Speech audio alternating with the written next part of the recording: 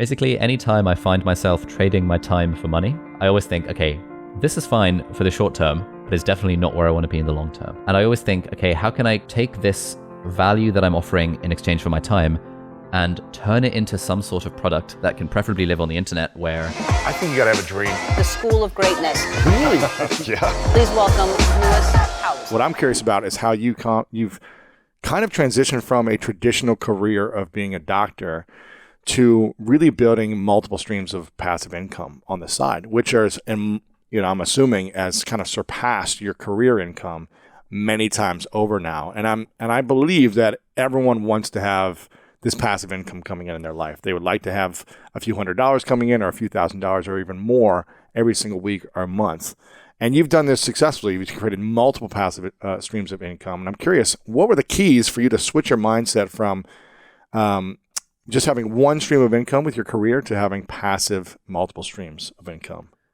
Yeah, so I think I can probably trace it back to when I was 17 years old and I first read The 4-Hour Workweek and came across the idea of passive income, and immediately my mind was blown. And I could, it's sort of like in there's like Japanese animes when like the good guy gets this like special power and suddenly they can see like all the chakras around them. It was sort of that kind of moment where I had just by default been following the traditional path of just assuming that, oh, okay, I'm going to be a doctor, I'm going to make money, and then I'm going to hopefully ascend the hierarchy and eventually make enough money to buy a bigger house and then retire. And I just hadn't really considered any of those assumptions until I read 4-Hour Workweek.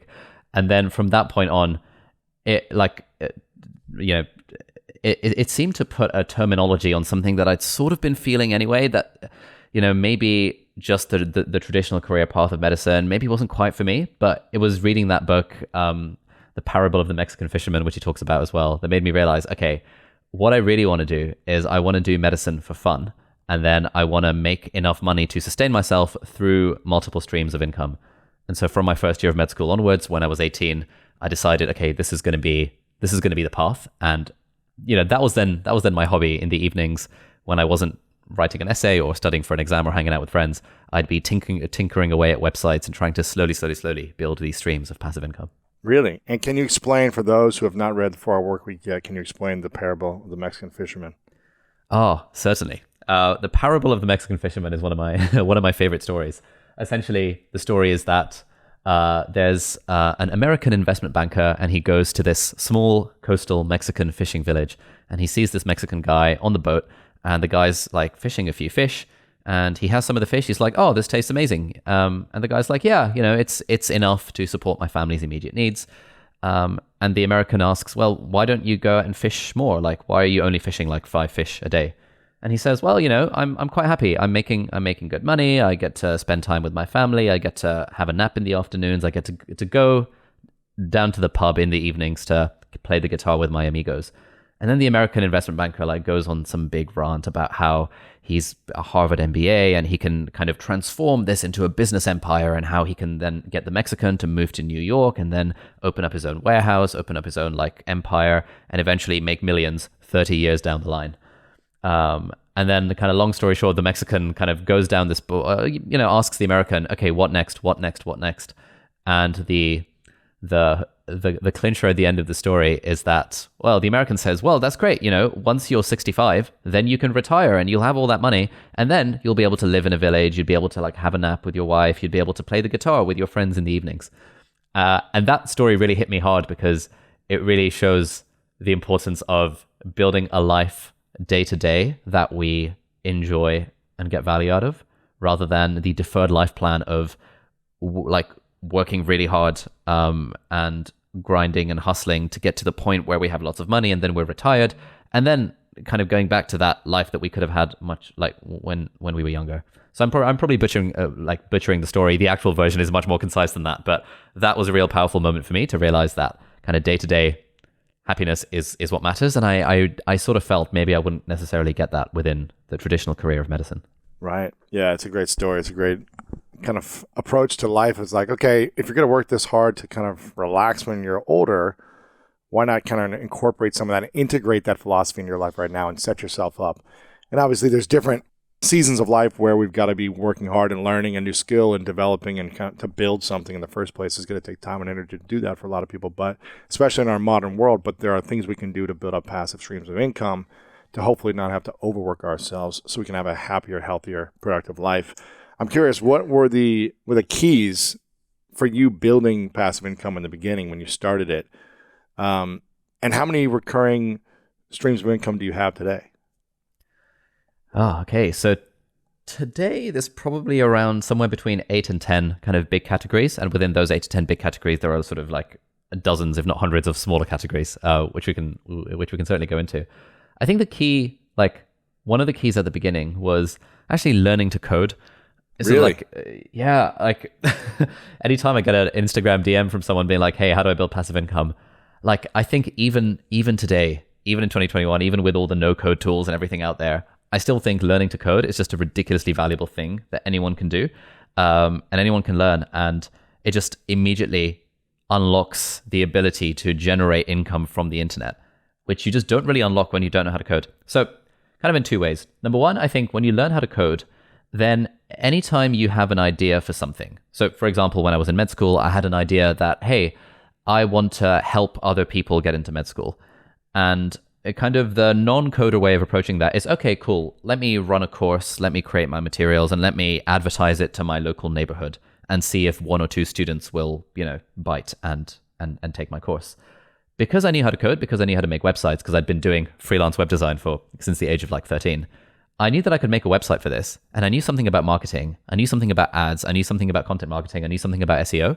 Those were all things that I learned through the learning to code web design trajectory, which meant that when I had this idea for a business, immediately it had a scale far greater than anyone else could have done who didn't know how to make websites and didn't know about this world of the internet.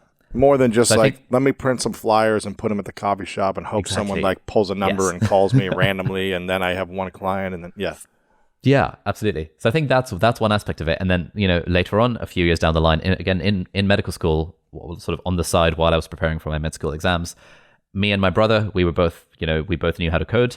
Neither of us did a degree in computer science or anything, but we kind of dabbled with it on the side. And so we created this software program, again, helping med students because that was the niche that I was in. It was like an online question bank with subscription billing and an interactive kind of system with JavaScript and like React. And again, if we didn't know how to code, that wouldn't even have been a possibility, let alone something we could have created for ourselves. Or you would have thought like, okay, I need to make some money to go hire someone to code this and try to tell them exactly what I want, and this long process of edits and clunkiness without the speed and the knowledge that you had of what you wanted to create in the moment. Yeah, and I think even if you do hire someone, so since then, loads of people have reached out to me saying, hey, I don't know how to code, but I have this idea. How much would it cost to hire a developer to build this thing? And that's always a hard question. It's like, well, it could be 10,000, could be 50, could be 100,000. Usually that number scares people off. They're like, whoa, I was hoping it would be like $200 for someone in the Philippines, following the Tim Ferriss method. And, having tried to outsource things in the past, it's genuinely really hard to outsource something, especially when you don't know about the thing that you're trying to outsource. So, I know how to edit videos being a YouTuber. And therefore, when I outsource editing to an editor, I know what I'm doing. Equally, when you know a little bit, at least the basics of how to code, that doesn't mean you necessarily have to code everything from scratch yourself, but it means that you're more able to outsource that because you now have an understanding of the landscape. Yes. Okay, so you learned how to code, and that was one way of really learning. Like, so when you can code, you can develop your idea and potentially make money from that idea. There are other things. Yeah, definitely. Is there anything else from coding that's allowed you to understand the internet besides building software and sites? Or how else can you use that skill? Yeah, I think the other thing about coding is that so the first one is that if you get an idea, then you can just build it over the weekend and ship it, and it can do quite well. I think the other thing of it is, again, like when you learn to code, it unlocks an aspect of your brain and opens up your mind to ideas that you just wouldn't have had before. Really? So explain. So for example, let's say I were to generally when people talk about coming up with startup ideas, they say that you shouldn't just try and sit down and think of a startup idea. You want to find a problem in the world, preferably a problem that you're having yourself, and then think about how you might solve that problem. So let's think a few years ago, let's say you were to think, you know what, it's a real pain in the bum trying to get a taxi because, you know, the taxis are expensive. They don't take card. You know, it's an absolute nightmare. Now, if you're not a coder, you think, okay, this is a problem. I wish someone solved it. But if you're a coder, you think, this is a problem. Right. What would it take to solve this problem? Well, I guess all we really need is a middleman app that connects taxis with people who want taxis. And I suppose you could build that by essentially making a database, by having one table of taxi drivers, having one table of passengers, figuring out some kind of integration with Google Maps API, figuring out some kind of payment system, maybe using Stripe. And all of a sudden, you've built a very prototype version of Uber or Lyft in your head because you know how to code. And if you don't know how to code, your mind wouldn't even go in that direction. But if you do, it does. And that is where a lot of the most interesting and most profitable businesses over the last 2 decades have come from. People who know a little bit about how to code, being able to apply that knowledge to a problem they're having, and then kind of, the rest is history. Coding seems like it can be very daunting for people that have no understanding of it. What would you be doing? What other skill would you have taken on to generate passive income if you didn't learn coding? Ooh, interesting. If I wasn't going down the coding route, I would learn how to edit videos. And that's because basically every single YouTuber above about 5,000 subscribers hates editing videos and right. needs someone to edit their videos. And there are so few YouTubers who actually outsource their editing, because to them, it feels too hard. It feels like, I could never do this. No one can match my style. And I know hundreds of YouTubers at this point who are making good money, who would pay to outsource editing if someone made it easy for them. And so if let's say I were 14 years old and I wanted to create a side hustle, or let's say even I were 26 or 35 or whatever, and I wanted to create income on the internet, I would learn how to edit videos. I have a Skillshare class on this that people can access for free. In 2 hours, you learn how to edit videos from zero to YouTuber level. Using Final Cut. So you just take a course or just follow free YouTube tutorials because they're all for free anyway. You learn how to edit videos within a few days. And at this point, you can then market your services as video editor to other YouTubers. This is not passive income. But I think one of the things with passive income is that you have to start with active income initially, and then you passivify it over time.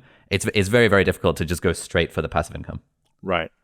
How would you pacify it over time as a video editor or as a coder if you weren't doing it yourself, project to project? Yeah, so I think as a coder, the key would be building a product. So software as a service or some kind of app. Those are the sorts of things that you build it once and you can sell it multiple times. And then obviously, the marketing angle comes in, the sales angle comes in, and you start to learn so much about these sorts of fields. And even if the thing doesn't fail, I tried building apps and websites for 7 years before anything was successful. But all of the lessons I learned throughout that time, because I started age 13 and I was doing freelance web design. Every year, me and my friends would come up with an idea that, we're going to make money through this. This is the next big thing. And it would always fail. Next big thing, 100%. We tried MLM, multi-layer marketing. We tried pyramid schemes. We tried we tried everything, and it all failed. But it was all such a good learning opportunity, such that when I was 19 and I had the first idea that was actually successful, I knew enough to be able to build it myself. So I think on the coding front, you passivify it by creating a digital product. I think on the video editing front, there are 2 ways to passivify that. Way number 1 is to teach the thing. So there are still loads of people out there who want to learn video editing, and teaching something, turning into consulting, turning into a course, and probably not an ebook for editing, but that kind of stuff is passive income. The alternative way to do it would be to kind of build essentially a services agency. If you really understand the market of being a YouTuber, and this is probably the business I would be in if I lost everything else, I would start editing videos for other YouTubers. I'd initially offer my services for free for 30 days. I'd make it super easy for them to say yes. And then once I've got a few clients, I would then hire my own team to edit the videos for them, and I would just be the final cut, final level of quality control, and build up that sort of agency system over time where I'd be able to say to any YouTuber, look, we can edit your videos, we're priced competitively, the quality is really good, and we'll take care of it. And it wouldn't be passive as such, in that I would have to do a lot of work to build up the business. It's scalable. But the skills I'd be learning along the way, it's extremely scalable at that point. Right. What is the top 3 revenue streams that you have on a monthly basis? You don't have to say the specific numbers unless you want to, but what are the top 3 revenue streams? So all three are... You said you have Okay, so- 9, right? There's 9 Yeah. roughly. Yeah, 9 roughly. So I'd say the top one is a live online course that I teach called the Part-Time YouTuber Academy. That's something that started about a year ago. In that time, we've taught over 1,000 students. I think we've done about $2 million in revenue, of which about $1.6 million is profit, which is pretty good. And it's been really fun. In 1 year. Yeah, that's great. In 1 year. Yeah, so that's our sort of, that's, I wouldn't really call that passive income. It's very like active in that it's a 6-week live course. I'm on Zoom calls all the time, helping people out. It's a very high touch, very accountability and community focused. So that's revenue stream number 1. Revenue stream number 2 is actually Skillshare. This is completely passive, and it's completely mind-blowing how much money you can make from Skillshare. So I started making Skillshare courses in September 2019. So actually about 2 years ago now. And the very first course I made was just a how to edit videos in Final Cut, because I'd been doing it for 2 years at that point. I didn't really have any experience beyond that, but I just filmed myself editing one of my own videos and talking through it. And that class, Skillshare class, took me 1 day to film, and I hired a freelancer for 2 days to edit it for about $500. And that class has been making somewhere between $2,000 and $5,000 a month, every single month, since September 2019 for the last 2 years, without me doing anything marketing at all. I just have a link to it in my YouTube descriptions, and people find it through YouTube, people find it through Skillshare itself. Wow. And it's just insane how much money just that one class makes. What's the revenue split for Skillshare? The way it works is that you get paid per minute of watch time. And so, interesting. Yeah, it's sort of like Spotify streaming royalties. And so last time I checked, the number was round about somewhere between 3 and 5 cents per minute of premium watch time. So if someone has a Skillshare account and they watch your thing for 5 minutes, you'll make like 15 cents. But if you have, I don't know, a few thousand, a few tens of thousands, a few hundreds of thousands of people who are doing that, that really adds up. And so... So do they have to buy the course, or is it a free course? So it's sort of like Netflix in that people have a subscription to Skillshare, and then they can watch anything on the platform. For free after that. Yeah, they don't have to buy the course. Yeah, gotcha. Exactly. And Skillshare has a pretty good affiliate program as well, where anyone, in fact, this is a good way of generating passive income for anyone. Anyone can become an affiliate for Skillshare. And if someone just signs up for a free trial, they pay somewhere between $7 and $10 per sign up. Right. And so each month we make about $15,000 just off of Skillshare free trial signups. And another like $50,000, $60,000 per month off of people just watching the courses that we've made over the last 2 years. So that one course brings in $2,000 to $5,000, but $50,000 to $60,000 a month on all the courses you have there. Yeah, we've got about like 8, somewhere between 8 and 10 courses on Skillshare. Wow! And every quarter, every few months, we just think, you know what? Let's make another one. And we've got an endless list of like course ideas. Really? Yeah.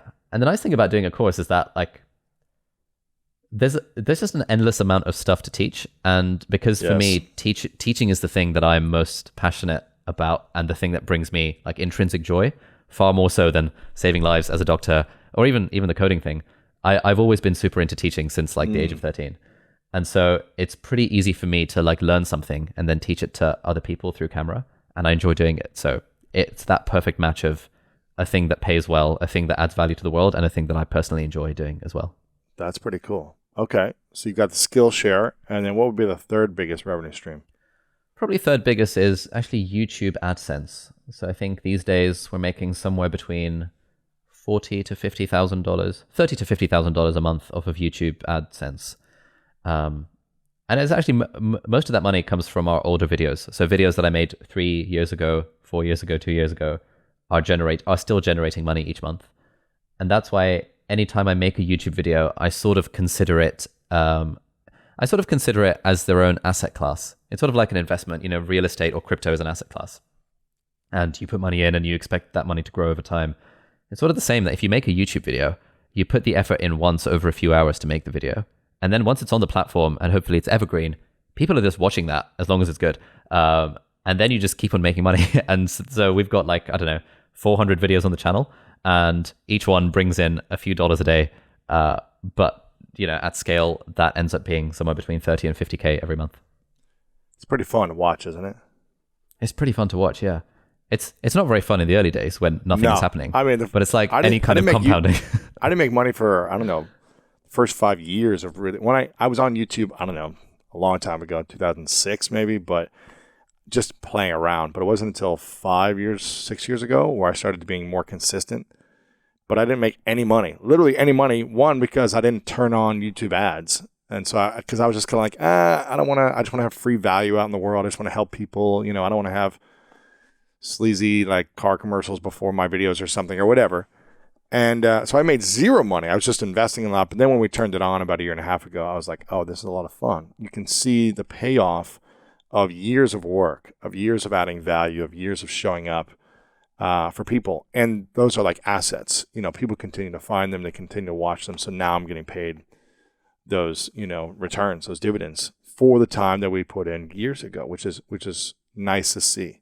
Because on other social media channels, you've got to work hard to try to get attention or get people to watch something in the first 8 hours, and then it kind of goes away and you're not monetizing it. So that's why I like YouTube as a platform, because it's evergreen. It doesn't have to be like this new timely trend thing that goes away in 2 days and no one sees on your stream. Yeah, I think that's one of the great things about YouTube, and we've touched on again one of the secrets of of passive income, which is that it really is just about adding value consistently over a very, very, very long time, and then you just kind of automatically make money. You don't even have to think about it very hard if you're doing stuff like YouTube. And I think one mistake I see a lot of people make is that they focus on the income side of it too early, and they don't recognize that ultimately money is just an exchange of value. And so if you can show up week after week, like you've been doing for the last 8 years, then of course you're going to make money. Like you won't not make money. The more value you add to the world, the more the market rewards that. And the nice thing about the sort of stuff that you and I make, generally educational content, stuff that inspires people to live better lives, you don't need to be sensational about it. You don't need to be too clickbaity. You just need to make stuff that's useful, that's helpful to some people, and it just adds up over time. That's it. What would you say are some of the habits that have helped you think this way and start earning more money? Are there a few specific habits that you learned or things you learned the hard way not to do that you've been consistent on now in kind of developing these revenue streams? Yeah, that's a good question. So I think one habit is that basically anytime I find myself trading my time for money, I always think, okay, this is fine for the short term, but it's definitely not where I want to be in the long term. And so this is why I'm not really a fan of medicine, for example, trading time for money, consulting, coaching, trading time for money, like however we spin it. And I always think, okay, how can I take this value that I'm offering in exchange for my time and turn it into some sort of product that can preferably live on the internet, where you benefit from the scale of the internet, the zero cost of distribution, the zero cost of reproduction. And so, if initially people are, initially my med school admissions business started because people were coming to me and I was offering them tutoring on how to ace their med school interviews. And then I thought, you know what, let's productize this into a course. And then I would teach a course, and now I can teach it to 30 people at a time. And it's still trading my time for money, but it's now at a greater scale. And then the next step is, okay, let's take my time out of it. Let's hire someone else to teach instead. Let's build a team around it. And then let's turn it into an online course where now I've done the work once and I never have to do it ever again. And so I think that sort of way of thinking is one habit that's really helped over time. I think another one, which is a bit like underrated in this, is I always try my very best to enjoy the journey. And I think like people often say, like, how do you stick to doing YouTube videos for so many years before it's successful, before it starts to make money? And I generally think the only real way to do it is to find ways to enjoy the process. And when you're not making money, that's the key. Is how do you enjoy it when you're not making any money, when you're working actually really hard, more hours than you need to create something, or than maybe you want to, but you're like, you know what, I'm enjoying this process even if I don't make money. And I think that's, not to interrupt you, but for a second, I started my podcast with the intention of, I want to create something that's fun for me, that adds value to others. And I'm going to do it for a year. I'm going to do it every week for a year. And my intention is not to make money in the first year. Eventually, I would like to make money. But the first year for me was all about, how do I learn this new skill that I've never done before, podcasting. I had no clue what I was doing. How do I have great conversations with people so I can learn something and improve my life? And then how can I share this in a way that other people get value from listening as well? And I remember saying, I don't want to have any sponsors. I don't want to sell anything for the first year. I just want to become better. And then after year one, I'll reassess and see if I like it, if it's working, if it's not working. And then if I want to start making money, how to make money. And that approach really supported me. And I feel like because I was so clear on my intention and I came from that space, not how do I make as much money or this, but how do I add as much value, sponsors started coming very quickly. And I was kind of like shying them away because I was like, well, let me just keep figuring this out and get better. And then it just started coming, in lots of different ways. I was thinking, okay, maybe there's just advertising, but then people said, well, can you write a book about this? Can you do a course about this? Can you do a live event so we can all come together, this community? Can you do coaching? Can you do a mastermind? Like all these things came from just trying to be good at one thing. And it sounds like it's what's worked for you as well. Like you just did YouTube because you enjoyed creating YouTube videos. And then all these revenue streams started to come after you said, let me focus on adding value to people first. Yeah, exactly. Yeah, I really like that line that you said, which is like, I think you said, how do I do something that's fun for me that adds value to others? And I think that's just the key. Like, if you can do something that's fun for you and adds value to others, then you're just bound to make money at some point over the long term with a long enough time horizon.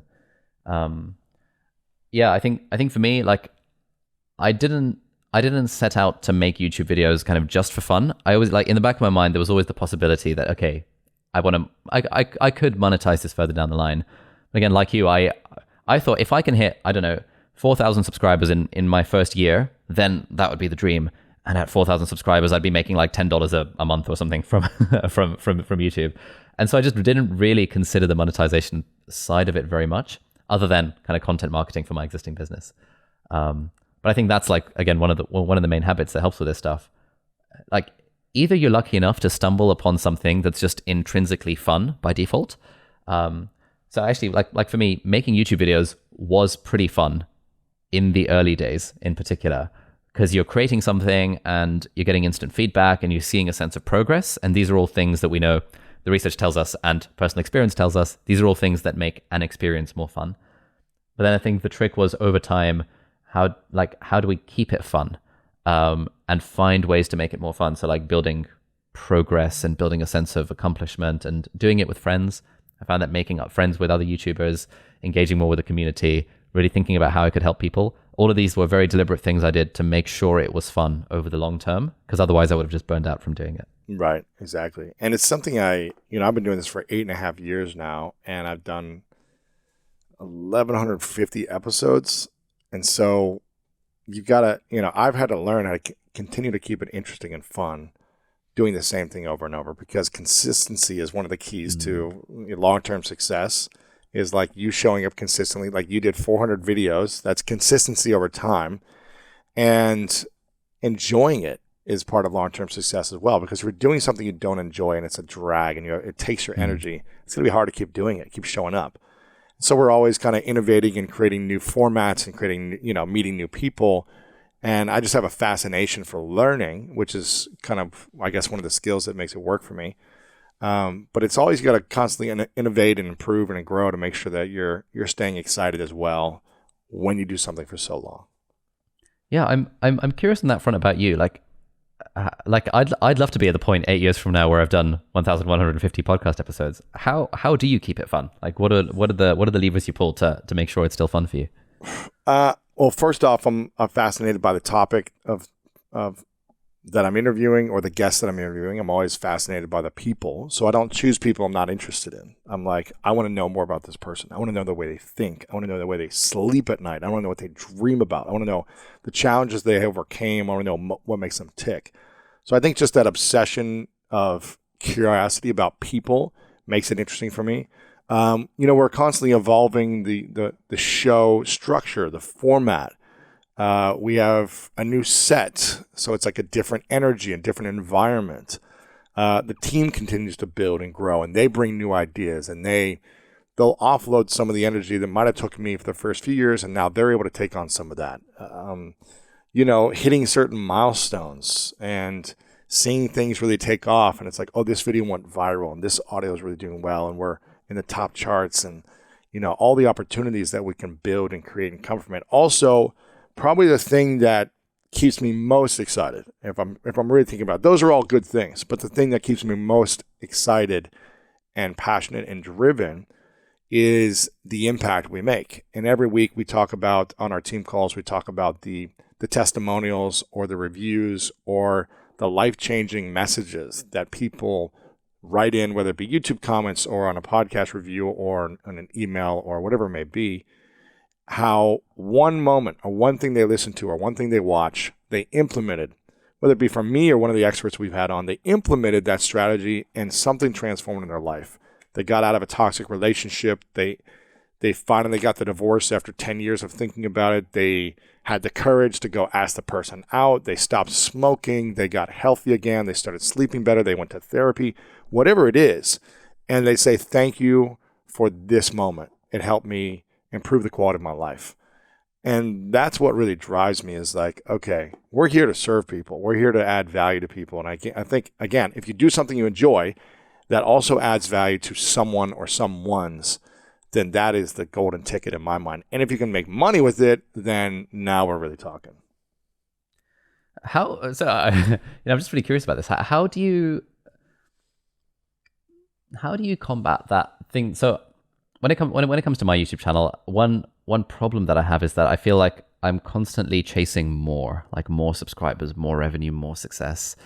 I often think like, what's the point? And a few years ago, if someone had told me I'd be at 2 million subscribers, I would have had a stroke because it's just completely outside of the world of possibility.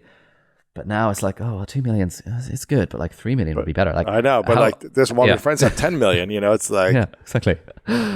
How do you think about like the pursuit of more? Well, I think the universe is always expanding. I think we're designed to grow. I think we're meant to evolve and develop and grow ourselves, whether it be with wisdom or experience or, our health. We're meant to grow, in my opinion. And if we're not growing, then we're slowly dying. And if a business is not growing, then it's eventually going to be out of business. If your health is not improving the quality of growth in a healthy way, then eventually your body will be out of business, out of commission. It'll get sick. It'll cause, get disease, or it'll die. And I think spiritually as well, if we're not spiritually evolving and growing and seeking more wisdom and seeking more spiritual growth, then our soul or our hearts will start to suffer, and we'll start to lose sense of meaning and purpose, and that will start to die. So for me, I think it's extremely healthy when you're running a business to track and measure things, to keep you excited about growth. But I tie it to, well, how can we continue to grow so we can serve more people? It's not about how can I get more subscribers to feel good, to look good, because comparing myself to other YouTubers. But okay, we just got 70,000 new subscribers in this last 30-day window, or I guess 28-day window on YouTube, it shows. So that's 70,000 new potential lives that we can impact. And what do they need right now? What's the message they need? What question do I need to ask to really serve at the highest level? And how do I ask questions that hit the most number of people that they might be asking? And how can we continue to show up in service to these 70,000 people? We tie it to a mission of ours, which is to serve 100 million people weekly. And it's a big mission, and we're nowhere near that, right? We're nowhere near that mission yet. But because that's our mission, to serve 100 million lives weekly, to help them improve the quality of their life, to help them grow, to help them overcome challenges they face, fear, anxiety, worry, to help them feel more peace and love. Because that's our mission, we think about serving those individuals. And so it's exciting to attract a team on our team that's committed to the same mission. That's not just thinking about growth to look good. And I'm not saying you're thinking about that, but or a comparison game or anything, but it's thinking about the 70,000 people this month that have subscribed, 10 million views on YouTube this month that have watched. Cool, let's keep growing. We're not at our mission yet. Who do I get to become in order to reach more people and serve at a higher level? What skills do I need to develop? What limiting beliefs do I get to let go of, so that I can reach more people, so we can think in a different way? So I can be the coder example like you. I have a coding skill in my mind that allows me to expand the ability to reach more people quickly, or create the video that I know will hit, or whatever it might be, to attract. And so that's the way I think about it. In some months it goes down, And as you've seen, and like the revenue goes down and the subscribers are less, and you're like, it's never fun to see that happen. But as you know, as human beings, we can't breathe in 24/7. We've got to breathe out. There's things that have to expand and then contract and expand and contract and continue to evolve. You know this more than anyone as someone who's studied the human body. And so, like you said, going back to the journey, really enjoying the journey of all of it. Okay, we had a great month. Let's celebrate. Okay, we were down a little bit this month. Let's celebrate. We still impacted millions of lives. Let's celebrate it. Why are we getting upset about it didn't grow as much? The goal is to keep growing every day, but you learn in the down months as well. And it makes you not get too comfortable. It makes you evolve. It makes you think differently. It makes you, okay, what's the skill? Maybe we needed another person on our team to help us here. Maybe I need to evolve as a leader. And I think all those things play into it. Yeah, no, that's so great to hear you say that. I've been kind of thinking along the same lines. I think in the early days of the channel, my motivations for it were a lot more selfish. Like, oh, I want the views, I want the subscribers, I want the revenue and stuff. And now we've gotten to a point where, like, I don't really need any more money to be happier. And so that's not really the point. And I know, so something that you talk about in the book is vision setting and defining the kind of vision for your life. And in the past, I would have been like, oh, it's all spiritual BS. Like, who cares? And now I'm like, oh my God, like vision is so important. Like figuring out what I actually want to do. What does my life look like 3, 5, 10 years from now? And it is often focused around that question of impact. And for me, it's like, how can I, like, the way that I think about it in my head, weirdly, is I want to have the same impact on other people that Tim Ferriss had on me through his stuff. And so how do we do that? Well, that involves reaching a lot of people, which means we grow. Perfect, cool. Involves having quite a breadth of impact.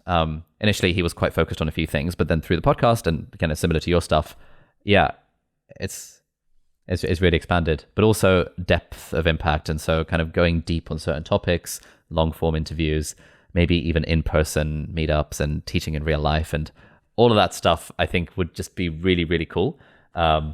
So yeah, I try my best to think more impact rather than selfish focus. It isn't interesting. I mean, for me, I have a very similar story about how I started, where I was transitioning playing arena football here in the United States, got injured. I had a surgery on my wrist, and I was living in a full arm cast for 6 months like this. They did a bone graft on the wrist, took a bone out of the hip, put it in the wrist. So I wasn't able to turn the wrist or bend the arm for 6 months. And I was kind of in this position, which was just not, as an athlete who's like always using your body, it was not fun. And that was in end of August. And so for the next 6 months, I had that on. And that Christmas, my family and I did, I guess, I don't know if you guys do Secret Santa in the UK, but they did Secret Santa, where it's like you give one gift and you get one gift. It's kind of like what we did that year. And I remember I got one gift and my brother was like choosing me as his, picked me out of the hat, and he got me the gift. And he didn't even wrap the gift. He's like a very tough, like, here you go, I hope you enjoy it. He just gave me a book in a bag that he got from Barnes & Noble, and he said, here you go. And it was the 4-Hour Work Week. Oh, and I remember, he got a guy who's dyslexic who doesn't like to read a book for Christmas. And I was like, okay, but something about the title grabbed me. It was in a transition of my life. My dream was over. I thought I was going to be playing football for years. I didn't even think about, building a business or online marketing. None of that. I didn't even know about the internet, really. I was just kind of like, okay, my dream is over. What do I do with the rest of my life? And I read this book in 3 days. And I remember at the end, I was just like going down every rabbit hole from this book. Every page I was like checking out online and trying these things.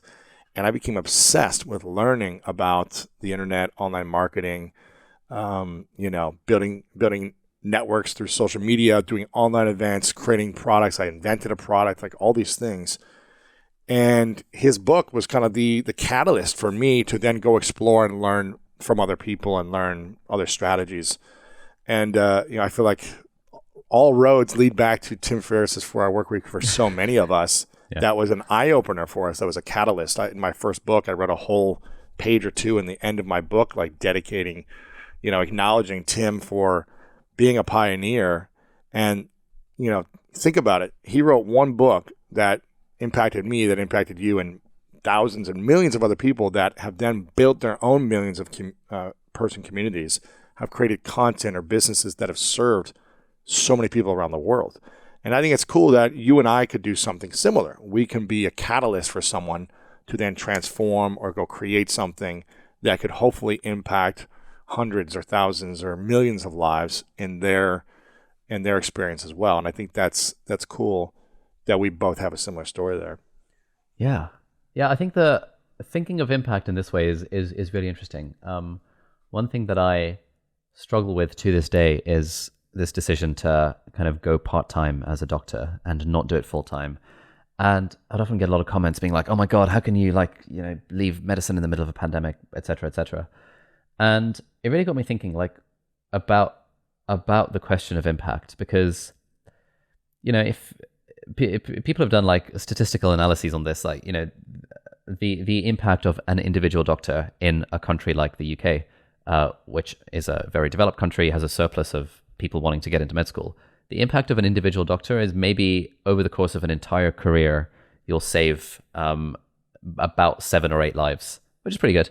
But it doesn't take into account the counterfactual impact. So if I wasn't a doctor, the next person would have gotten into med school in my place and would have been a doctor in my place because there is a surplus. It's not like I'm in, sub-Saharan African country where I'm the only doctor or something like that.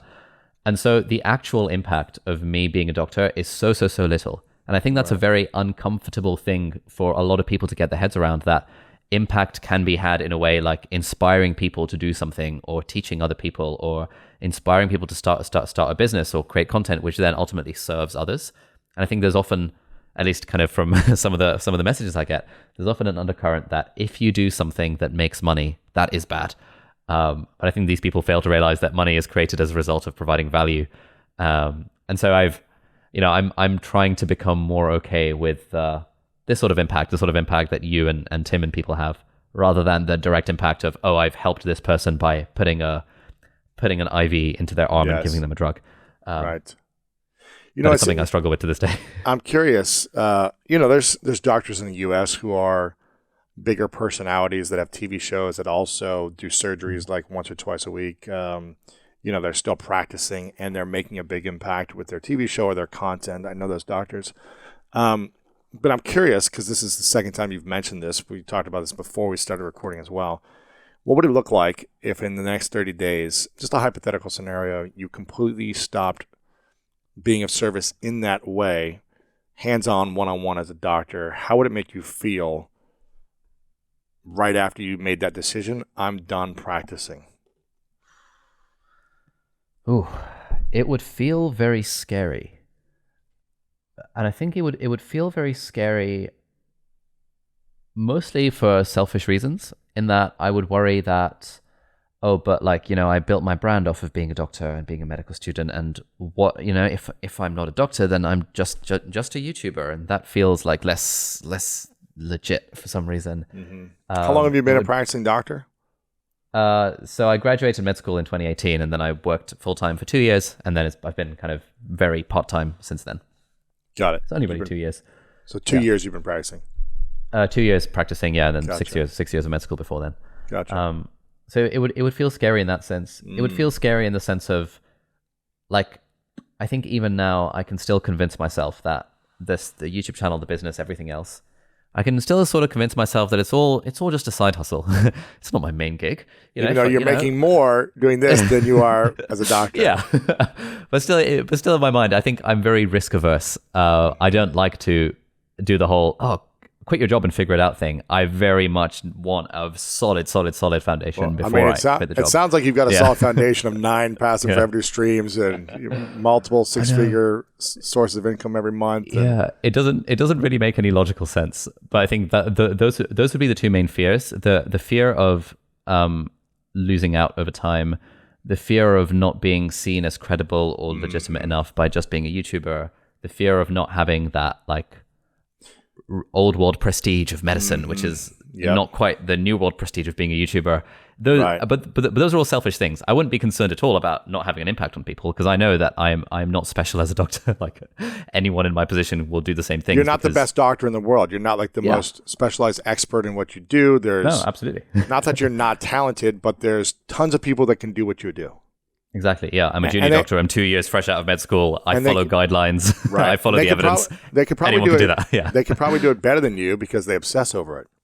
Yeah, the people who obsess over it could probably do it better than me as well. They go all in on it. So in a sense, you're doing a disservice by giving 10% of your time and energy to helping people in an area, as opposed to the people that really want to do it full time. Yeah, that is it's an interesting way of looking at it. I hadn't quite thought of that. I mean, imagine me showing up at your office and saying, is this the thing you love doing the most? Are you the top person in this, or you care about being the best and like researching, obsessing this and masterminding with all the other doctors to make sure that this is the right decision for me as your patient? And you said, well, I kind of just dabble in this like a little part-time, and I just, really I've got 9 other revenue streams on the side that are my main thing, and this is just something that I kind of hold on to because I want to feel good. Yeah, I think that's a good point. The way I kind of see it is, I'm not trying to make you wrong here or make a decision here. I'm just trying to shed light on a possibility. Because as you continue to grow, if you've got 4 million YouTube subscribers, 5 million YouTube subscribers, 10 million, are you still going to be wanting to practice? Maybe.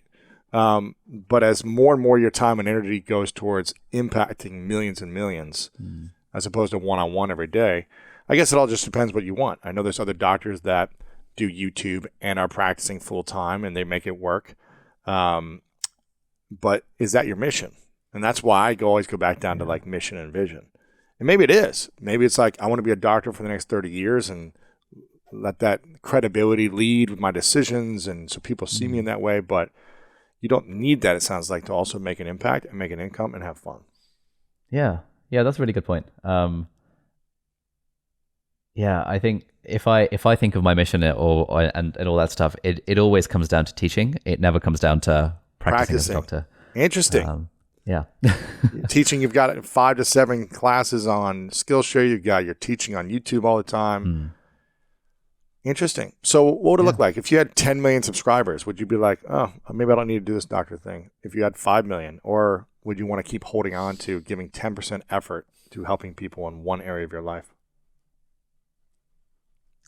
I think it's sort of like that question of what does enough money look like? Because I think for me, holding on to medicine, I'm kind of doing it because of risk aversion. Really? I'm doing it because of a sense of, if the YouTube thing doesn't work out, then I've got this as a fallback option. This is very irrational. I know. So how many? Please talk me out of this. This is good. On the scale of your 9 revenue streams. Yep. How far down does your income as a doctor fit? How much do you make as a doctor monthly on average? If I were working full time, about no part time right now. Oh, part time right now. Your current money you're making right now as a doctor. How much you bring in a month? $200 a month. $200 a month is all you bring in? Correct. And you're holding on to. So let me ask you this: if you had a $200 a month ebook that came in, and it took you, I don't know, 40 hours a month to maintain it for $200. Okay, so the reason I'm holding on to it is it's not because of that income. It's more like if you needed to go all in. If I need to go all in the future, then I won't have forgotten everything. I will still have kept my finger in it, and then it becomes more of an option further down the line. How much could you make full time if you were full time right now as a doctor? A month? At my level, probably 40,000 a year, 50,000 a year, something like that. 50,000 a year. You make that in a month on Skillshare. Yep. So you're doing something full time. You would make 50,000 in a year. You'd make it in a month without doing anything. That's a good point. 50,000 max? That's all you could make? At my current, so in the UK, so 10 years from now, I'd be making 120. More, of course. 120,000. That's sort of the upper limit of doctors in the UK. Okay, in 10 years, and you make that in 1 week with all your revenue streams. Yeah, ish. Right. So This is pretty. Yeah, you're right. This is pretty irrational. wait a minute. So you make $200 a month right now, and you could make, if you went all in, if you obsessed, if you gave your life to this mission, you can make 50 grand, maybe 55,000 in a year. If you went 60, 80 hours a week for the hopes in 10 years of making $120,000, maybe. Yes. And you would save 7 people's lives, Yes. as opposed to changing millions of people's lives through your content, which is the thing you love to do, which is teach. And you're holding on to it for the potential that maybe all these revenue streams run dry and you won't be able to figure it out if one thing goes down. If you had all the energy and thought and skill that you've developed with your time, you wouldn't be able to figure out how to launch a new revenue stream. Damn, you're right. Yeah. That's so true. I feel like this is turning into a therapy session, which is great because I've genuinely never really thought in this way before, because in my mind it was just it's a good backup option, but you just like really listing it out like that. What would happen? Makes it seem completely absurd. Yeah. What would happen if you? How many hours a week are you putting in as a doctor right now? Oh, like 4. 4 hours. Okay, so Yeah. you're putting in 10 to 12 hours a month. Yep. So 120 hours a year or something. Hmm. What if you completely eliminated that idea from your mind that you were letting go of that time, 10 hours a month, 12 hours a month? You weren't going to be thinking about it. You weren't going to have to show up somewhere and practice it. That you were just going to use that energy, that thought, that emotional strength to develop the next program, to make your channel even bigger, to go all in on hiring more people, to do these things to help you expand if you want to, and serve and teach more people on a broader scale, as opposed to 10, 12 hours a month, I'm going to hold on to this thing. What type of impact do you think you'd be able to make? And in the last couple of years, you said you had no clue it would get to 2 million subscribers on YouTube. If you had that extra time and thought, how much bigger do you think you could get it in the next 2 years? Yeah, I think it would. To me, it feels less like a the physical time, the hour spent, and more like the mental weight of that, because The mental and emotional weight, right? I do genuinely think about this like almost every day. I think, am I making the wrong decision by staying not a doctor? going all in on medicine? And it's So wait a minute. You yeah. think about this every day. There's Yeah. for maybe 5 minutes, maybe 20 minutes. You think Something, about yeah, this. five You to 20 minutes a ruminate day, on exactly. this. How many Yep. minutes is that adding up, and how much energy is that consuming? That's holding you back. That's making you think, as opposed to all that energy focused on building and creating something that you truly, truly love and want to do. Good point. It's quite a lot of energy spent on holding on to this thing because Thinking it's about it. Yeah, It's like being thinking in a, about it's it. like being in a, I know this feeling because it's like being Yeah. in a relationship for too long, and every day you think, should I be in this relationship or not? Is this the right person for me or not? I really love this person. I care about them and I don't want to hurt them. And could I find someone as good as them in the future? But they have this quality I really like, and maybe they could be a good mother, and maybe they could be this. But is it really fueling your heart and your soul? And I know people watching or listening have had that experience in a previous relationship, or maybe they're in one right now where they're having this everyday conversation. Should I stay in this? Should I not? If you're constantly questioning this, it's almost like you either need to go all in and say, I'm making the decision to stay in this, and I'm going to do this 12 hours a month thing to hold on for maybe 10 years, make $100,000 if I lose all my money. Yeah. But it sounds like you've got the skills to be able to generate a revenue stream in a moment if you wanted to. If everything went away, could you make $100,000 in a year if you needed to with your skills? Yes. Yeah. Not being Absolutely. a doctor. Oh yeah, absolutely. Okay. So if all your money went away, You're right. if all your business, if your YouTube shut down, if Course Skillshare went out of business, if all these things, Yep. could you figure out how to make money on a platform to make $100,000 in a year? Maybe not year one, but definitely by year two. Yeah. Okay. So by year 2, you could do Yep. this. I think you could do it in 3 months, personally. But Yeah, maybe. by year 2, you'd still be Yeah. making double what you'd be making as a doctor full time by year 2. If you had Yes. nothing. That's a good point. Yeah. What's stopping me from letting go of that? I think the big thing is the prestige, the credibility, not just Yeah. being a YouTuber. I'm hearing you say this over and over, and I'm not trying to convince you one way or another. I'm just trying to shed light and reflect to you what you're saying to me and what's possible for you. And I know as someone who's, if you're telling me I love to be a teacher, this is what I obsess over, this is what I really want to do, but you're doing something else where you're not doing it, then part of your heart is held back. The energy is held back from you going all in on that. And I just know when people go all in on the thing they love, magical things start to happen. Maybe it doesn't happen right away, but magical things start to happen, not only impact-wise, but financially. And I know that you'll financially start to really expand and evolve. And I think it's one of the things that, for me, I want to talk about mindset while we talk about this, the mindset of making more money. Yeah. This is my belief. When you go all in on something and you truly believe in your heart that this is what you're meant to do, and you let go of something that you're like, but I don't want to lose this, because what if they're going to be a great partner in the future? What if they're going to be a great parent?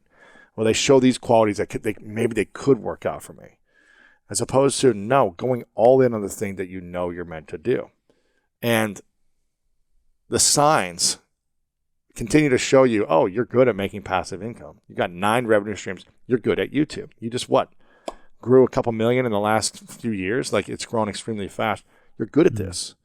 It's almost like, what if you obsessed and went all in on these things? What could you create? How much faster could you do these things? So for me, what is the mindset that you've developed in general to get to this place that's helped you make more money? And did you always feel like you could make money as a kid? Did you always feel like money came naturally to you? Or did you feel like money was bad and wrong and you had to shift that at some point? Yeah, I think as a kid, the idea of making money, it was more around like, oh, I could, I can upgrade my laptop if I have a bit more money, and I can supplement the money that I make from my birthdays, and that kind of thing by making money on the internet. Then over time, especially after I discovered the 4-hour work week, it was a case of, okay, I think the way I think about it these days is that, and I'm kind of reflecting on this based on what you just said, that the way I think of money is that we all need to tick the box of making enough money to survive through something or another. For most of us, that's through our day job. Through our day job, we make enough money to live off, and then we do the stuff we actually enjoy in the evenings and in the weekends. And for me, it was always a case of, okay, I never want to be in that position where I am shackled to a job that I might not necessarily enjoy, just for the sake of that money, which was then the mindset that made me develop all these streams of income. And at every junction, thinking, okay, how do I turn this into another income stream? How do I do it that way? And the thing that actually sparked this, so for 4-hour work week was one of them. But then since I got into med school, every time I would meet another doctor, I would ask the question that, hey, if you were to win the lottery, would you still do medicine? That's a great question. If you wanted the lottery, would you do medicine still? And so, like, in my polling, casually polling basically every doctor I know, about half of them said no, they would leave immediately, and the other half said yes, they would still do it because it's fun, but they would do it part-time, i.e. not like 80 hours a week, but instead maybe like 30 hours a week or 40 hours a week, to be able to spend more time with their kids or be able to kind of do things they cared about. And they made the point that, working 80 hours a week is less good for the patients than a doctor working 40 hours a week or 30 hours a week with Absolutely. more time and more energy to give. Yeah, more clarity, more thoughtfulness, more attention. Yeah. Yeah. And in that time, I don't think I've not met anyone who has said they would continue to work in medicine full time if they didn't need the money. And that really set off an alarm bell in my mind, being like, okay, cool. If 100% of doctors that I know would change what they're doing based on if they won the lottery, I want to get to ideally the kind of life I want for myself is the kind where if I did suddenly win the lottery or suddenly got an extra 10 million in the bank, it would not change anything about the way that I live. That would be like a dream kind of goal of mine, to live the sort of life where the answer to that question is I would not change anything at all. Would you keep practicing medicine? No, I wouldn't. If you had 10 million in the bank, you'd stop. If I had 10 million in the bank, I would stop practicing medicine. I would just do YouTube videos that I cared about, and I would teach things in real life. So I would run free seminars. So you don't love it because I'd probably teach medical students. I do enjoy teaching medicine. Teach them. I just don't enjoy doing it. Yeah, no, I don't really want to be practicing. So that's why for me, when I launched my podcast, School of Greatness, I was like, I'm going to do something that I love and not make money. And I'm going to show up and do it out of the love of it and out of the mission for it. And eventually I do want to make money, but it wasn't the main intention. And I think it sounds like if you had more money, which you already have enough to quit and be fine for a few years, it sounds like you would quit, you would stop, and you would go all in on this. Yeah. I think the problem that I have is sort of very much an irrational internal thing is how the goalpost keeps on changing, and Yes. Our business is going to do, I don't know, like 3 million revenue with like 80% profit margins this year. That is way beyond any reasonable person's point of I have enough money. And yet I still think, oh, but what if I get cancelled? What if I say something on a podcast? I need 10 million now. I was speaking to a startup founder in the US who has a company valued at $1 billion. And he was saying, well, he's got about 10 million in the bank, but he thinks 25 million is really where he's going to feel comfortable. And I was just sort of laughing. And then I realized, hang on, that's basically what I'm doing. Yeah, exactly the same thing. Someone who's just getting started on YouTube would be like, I'd love to make $3 million this year on YouTube. I would quit everything if I made $1 million. So what's your number then? Yeah. These days, 10 how much do you need to bring? How mind. much do you need to bring in for you to say, "Oh, I'm going to actually go all in on this"? I think it's less about a number and more about actually just being okay with. It's like thinking. Like these questions that you've asked me have really like thrown me for one because I've never genuinely considered that. And I think I'm past the number where I think if I was being objective, if I had like $1 million in the bank, I would feel, okay, this will actually support me for 20 years. I can live off a 40,000 salary. Yes. 50,000 salary for 20 years. I'm pretty sure I could find a way to make money in 20 years with $1 million in the bank. And so, I'm way past that point already. I think it's the fear, it's the prestige, it's the status anxiety, it's that irrational stuff. It's a time investment. You've 80 years of your life investing in this skill and this, career. And I think it's also like an insecurity around, do I have value outside of my if you're not a doctor. If I'm not a doctor, exactly. Like, do I have credibility? Can I really talk about productivity if I'm not saying, hey, when I was a doctor, I did X, Y, Z? How long can I really trade off of the fancy university I went to talk about how to study for exams? That's I think that's the main concern. Who are the top YouTubers you really respect?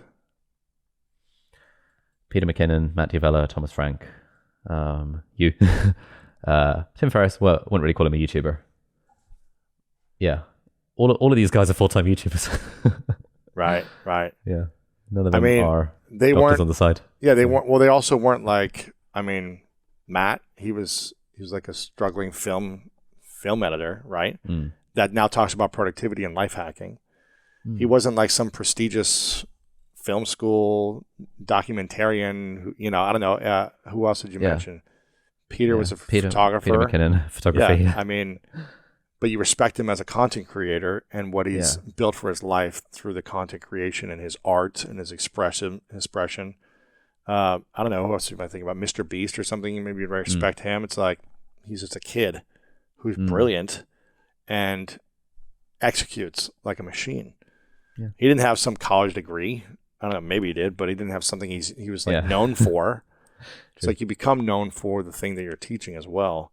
And the people that you can help and the results they get. You become known for the results that other people get. I was a former athlete. Why should people be listening to me? It's like I didn't have some fancy degree. It took me 7 years to finish college. It's not like I'm this, wise expert who learned all these things. I learned through like the school of hard knocks of just like suffering and going through pain and being like, I want the answers. Let me find the answers and then apply it and teach it and share it. Yeah.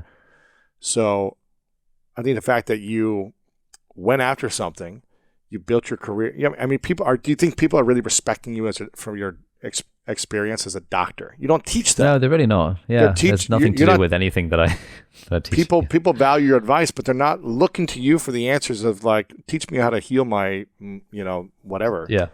Broken arm. They're not coming to you for the thing that you're doing. They're coming to you They're not coming to you because you are a doctor. Oh, let me learn his productivity and passive income streams because he's a doctor. No, they're coming to you because you know how to do those things and you've applied them to become a doctor and everything else in your life.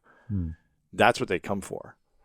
And that's how you're helping people. You're not teaching medical advice, are you? Yeah, no, absolutely not.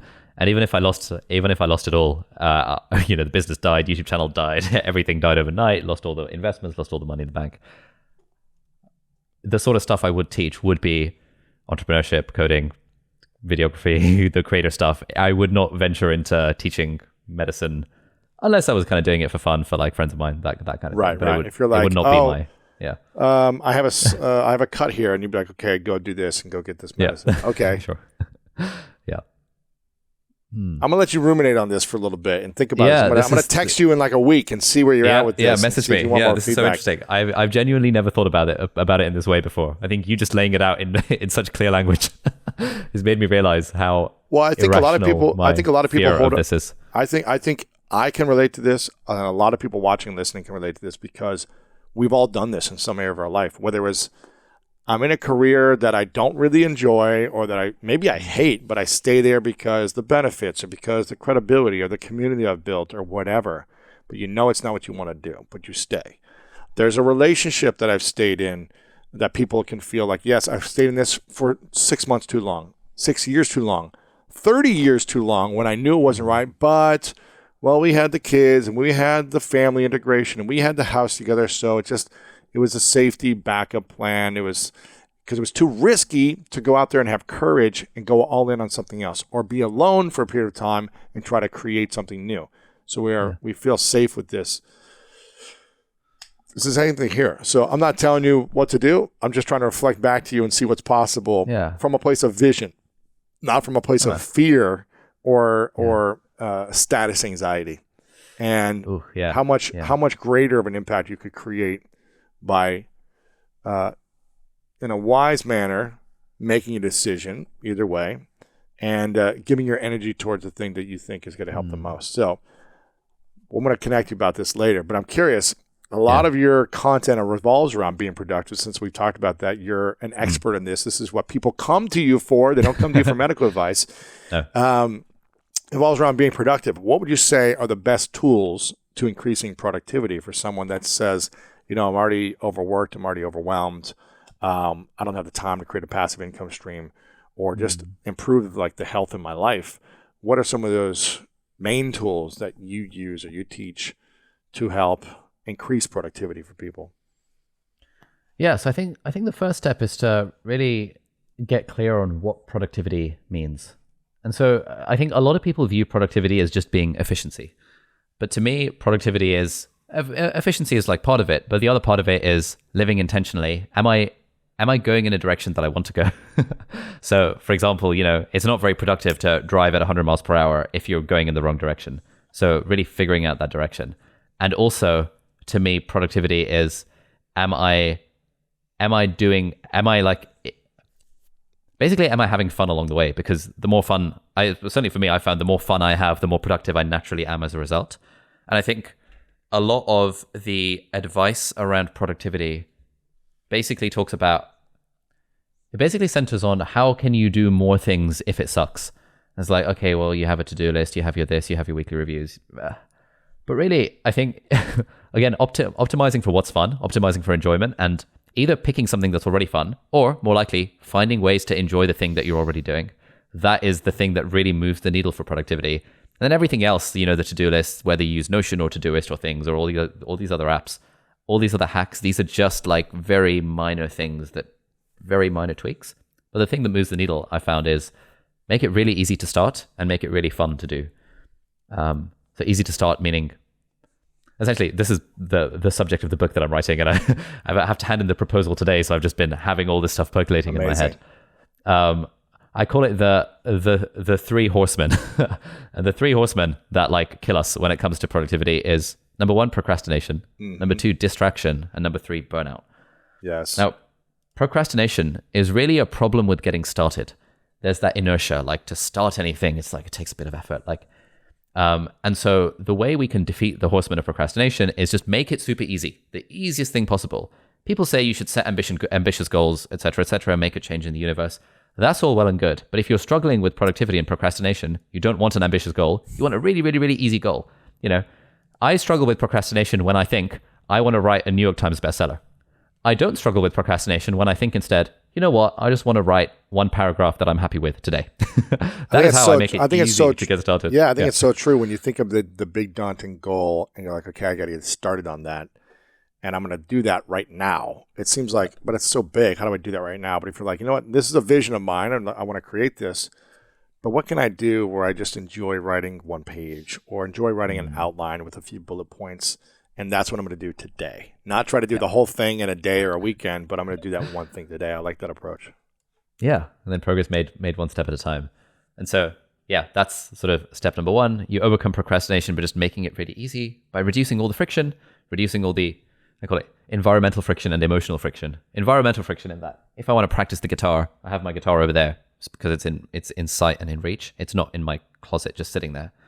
And emotional friction is like, the perfectionism, the fear, the self-doubt, the guilt, I need to wait until I have a perfect camera setup before I make a YouTube video because otherwise people are going to laugh at me, or I need to wait until I'm in better shape before I go to the gym because I don't want people to judge me while I'm at the gym. It's the emotional friction that is often a bigger source of procrastination than almost anything else. And that's just, as you know, it's a long-term battle to overcome that side of ourselves that's afraid and self-doubting, which is all the things that I'm currently doing when I think about this decision to leave medicine, interestingly. So that's procrastination. The second one is distraction. And I think distraction is only really a problem when we're not having fun. Like no one gets distracted from watching Netflix. No one gets distracted from hanging out with their friends or playing board games. That's like my source of fun. But we get distracted from working on a thing that's either hard or that we find boring. And there's all sorts of techniques that we can use to get over that. One of the biggest ones is gamification. Actually find a way to turn it into a game, even if it's really dull, like studying for med school exams. If you find a way to turn it into a game, to incorporate a challenge and progress, like tracking your scores, color coding things. I would color code my revision timetables like red, orange, green, and I'd see the change to green over time, and that would feel good. So even if I was not enjoying the thing, I would enjoy the gamification of the thing. And there's tons of evidence about how that really works to make things more fun. Bringing other people on board is another big one. Again, to use med school as an example, studying with friends is always more fun than studying alone. Building this business, working with a team is more fun than working solo. Anything we can do to incorporate more people into the thing that we're doing will automatically make it more fun, and therefore, as a side effect, will make us more productive. And I think what I've certainly learned about productivity over the last few years of researching it extensively is that I think productivity is kind of like a Trojan horse in that a lot people want, and I certainly wanted, productivity hacks and productivity tips and ways to be more efficient. But the deeper you go into it, the more you realize that it's not actually about that. It's actually more about, the stuff that you talk about, living a life that's aligned with your values, living intentionally, living your vision and what you find meaningful. And when you do that, then the productivity takes care of itself. Like you probably don't need productivity hacks. It's not about getting more things done. It's about doing things you enjoy in a fun way. And doing those things consistently and enjoying the process. And if you're feeling like overwhelmed or procrastinated, you probably need to realign, like, what are the things are these fun for me? And how can I make them more fun? How can I gamify it? How can I add other people that I enjoy doing this with? It's like, how can I make chores like my favorite part of the day? Where it's like, It's not the thing that's the chore that I'm dragging my feet on, cleaning the dishes or taking out the trash. It's like, no, I've actually trained myself to enjoy this process so much because we do it as a family, because we turn on music and dance when we do it, because that's when we reward ourselves, whatever it might be. And I think that's when we gotta train our brains differently around some of these things, Yeah, absolutely. And so I think those for me are like the things that actually move the needle for productivity, like make it easy and make it fun. And then everything else is just kind of fun to nerd out about, like, oh, which app do you use, and what are the tricks? And I've got plenty of tricks, but really the tricks are not the thing that actually makes any difference to anyone's productivity. The tricks are, in a way, a distraction from what actually matters, which is from productivity. Yeah, make it easy and make it fun. Yes. So make it easier, make it fun. You said distraction. You said procrastination. What was the third one? The third one was burnout. Burnout. Yeah. So that's like if something is easy and something is fun, then and I think this is something that I'm still trying to figure out. I'm doing a lot of research around this topic, where I will find myself working until like 11 p.m. midnight, just like doing business stuff or like reading a management book or working on a YouTube video, because it's so fun that I'm just not taking care of myself. And I think from basically all of the evidence, like I don't think I've yet experienced this personally myself.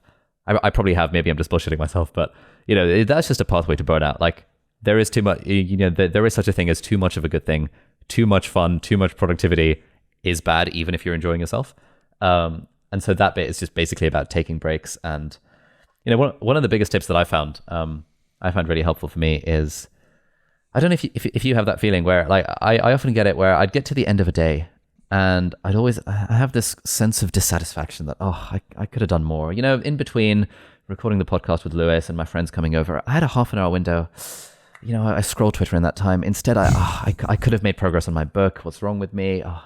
And you know, it's just, I'm choosing to just flagellate myself for no reason because I'm unsatisfied with like what I've managed to do that day. And it's just completely stupid. And if I find myself doing that, I think, no, what the hell are you doing? I've had a great day. Life is good. I'm having fun, enjoying the journey. Business is doing well. We're profitable. We're helping people. That's enough. I don't need to try and eke out every moment of efficiency and productivity in my day. Why do we as humans tend to do that? I feel like that's a common theme as human beings. Like, I had this open window and I should have done this. I should have done more of this. I should have created that. Why do we as humans tend to do that? Is that just kind of social pressure, you think? Is that the way our culture has been built on being the most efficient and productive people we can be? Is that because we're always obsessed with wanting to buy more things or make more money? Why do you think we're wired that way as humans in general? Not everyone, but it seems like a lot. Yeah, this is an area I'm doing a lot of reading around. I think for me personally, it's fear-based, as we've kind of just talked about. It's, if I don't keep on running at 120 miles per hour, someone will overtake me, and then that would be bad, because then I will suddenly lose all my subscribers and all my revenue and all my income streams overnight. And it goes into a completely irrational loop of, I need to constantly be on my A game and constantly be moving, because similar to the stuff that, you know, that I believe that if you're not growing, you're dying. It's like, okay, but I could be growing faster, and I'm leaving money on the table, and I could be building even more of a safety net, because in case I lose the job, I'll have 30 years worth of savings rather than 20 years worth of savings. Right. That's probably what it is for me. Yeah, I haven't yet done enough reading to figure out to try and understand what it's like for other people. Do you have that feeling at all, that strive, or did you in the past? Yeah, I think I did in the past, where I was broke on my sister's couch for about a year and a half, trying to figure, you know, and I didn't think I had skills or tools to make money. And so I was like, okay, what am I going to do with my life? Luckily, my sister let me stay for a year and a half rent free, and I kind of ate all our food for free. And I didn't, you know, while I was learning these things, this was when I was like reading blogs, you know, reading 4-Hour Work Week and trying to implement these things, studying other thought leaders and the content they were creating. This is when I was doing kind of like local networking events and started learning events. I was inventing a product, and I remember in 2008, I was using Alibaba.com, and I was like, sent over this janky design to a few different people in China. And then I remember like all the money I had, I think it was like $160. It was like all the money I had. I wired it to some bank in China, and I was like, hopefully they send me the prototype.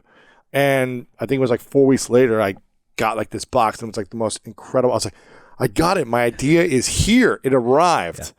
Yeah. And, you know, it's definitely needed more work and prototypes and this and this. And I continued down the path, but it was like, I didn't have any money. And I remember every dollar mattered for that year and a half window. Like every dollar was going towards food, or was going towards like something to help me improve.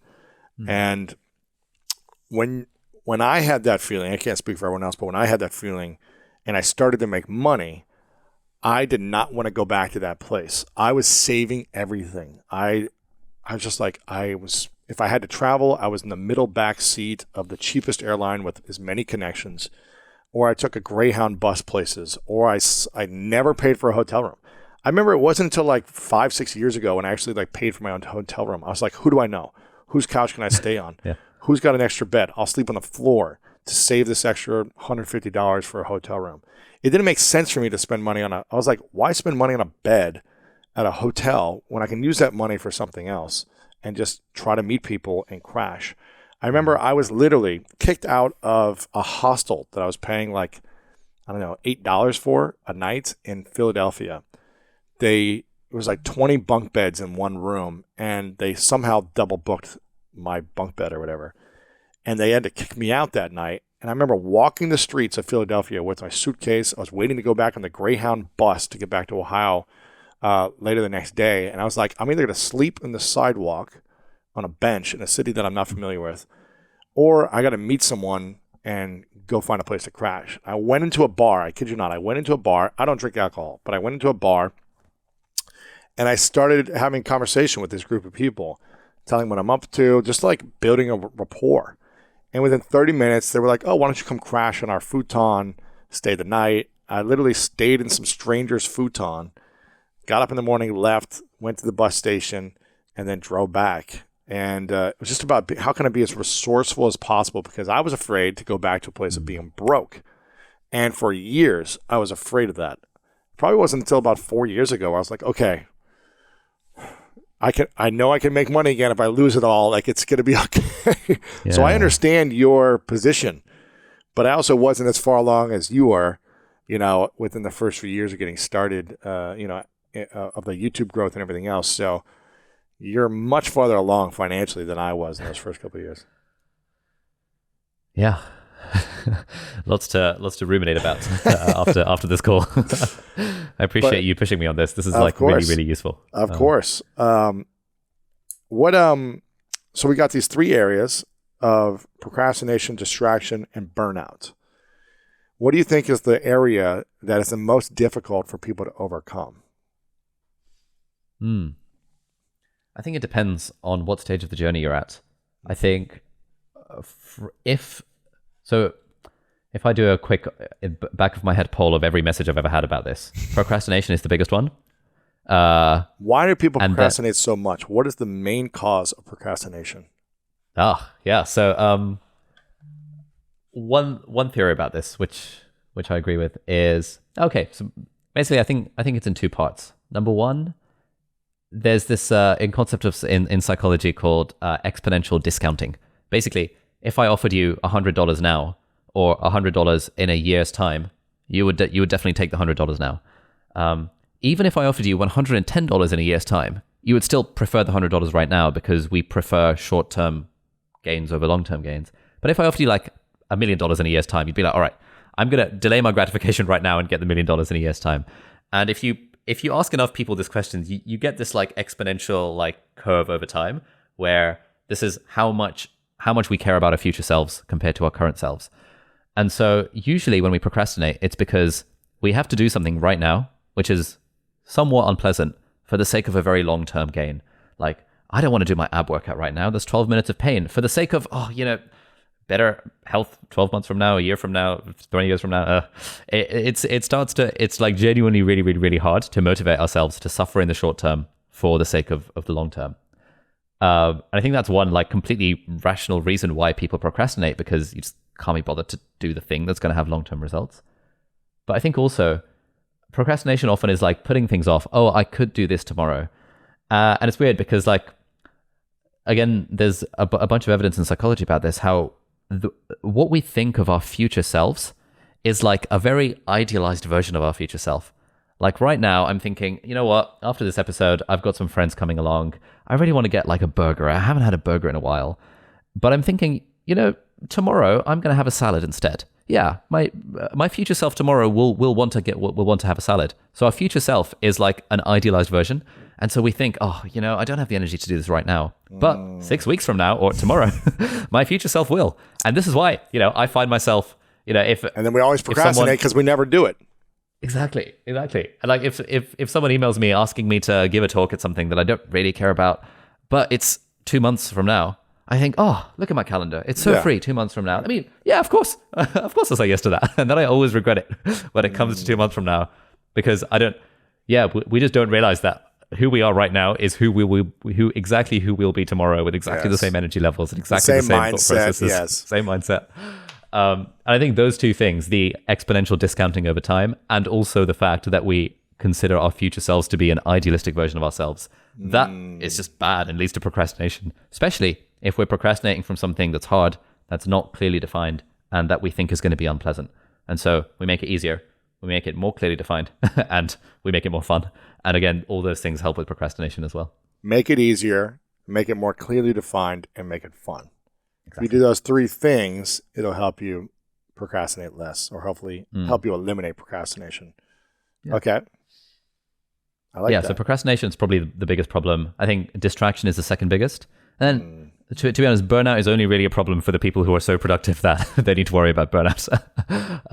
I think so. I get very few questions from people saying, I'm so productive to the point that I just love working so much that I get burned out. Usually, actually, people get burned out if they're working on things something they they're don't not passionate enjoy. about. Exactly. Yeah. It's about where the burnout comes redirecting in. your energy towards things that are fun. Because if something's fun, you never want to stop the game. Like, you stop the game because you're like, I don't know, it's 3 a.m. in the morning. We got to sleep at some point, so let's go to bed. And then you dream about playing again, and you're like, let's do it again tomorrow. So if you can create your life around that is like, this is a fun game, and I enjoy this, you're not going to feel burnout. You might need like a break every now and then of like, okay, let me take a week off and like just go, I don't know, on a lake or go on a vacation somewhere and just like water ski or I don't know, something where you can just clear your mind, but then you can get back to the game. And if you can design your life that way, that's a pretty cool experience. That's a pretty cool journey that you get to live. So burnout is just like you're working on things you don't enjoy. Because if you enjoyed it, you'd want to spend more time on it. You'd obsess about it. Yeah. You'd be thinking about it all day, all night. You'd dream about it. So burnout's that got you. So distraction is something that's massive for so many people because of social media and because of just, whatever games that people want to play that are more fun than the activity they want to do. How do people eliminate distraction when it's just they're constantly on their phone? It's like, do you have to put your phone in a lock, a safe somewhere in order to do that? Or are there other ways you can do that? Or is it, again, making it smaller bite-sized items that you can tackle every day, not trying to spend 8 hours doing one thing, but really saying, okay, for the next 50 minutes, I'm going to do this, and then I'm going to be okay with what I completed, and allow yourself time to be distracted on Twitter for 30 minutes, like you said. Like, how do we do this? Yeah, I think it's really all of the above. There is one school of thought that says basically the solution to distraction is to throw away your phone. If you lock your phone away, turn off Netflix, do not disturb, set some kind of app on your Mac that blocks all websites, then you will not get distracted. That works. I'm not a huge fan of that approach. I think the way I approach distraction, again, it just comes back down to make it fun. Like, how do I make this thing so fun to do that I would rather do the thing than watch Netflix? I would rather do the thing than check notifications. And I still do, I still have my phone face down and on do not disturb mode if I really want to get work done, because even if something is fun, there's still that notification that can pull us away from it and that can look sort of attention switch, and then that's generally bad for us. But again, I think with distraction for me, the needle is moved by making it fun.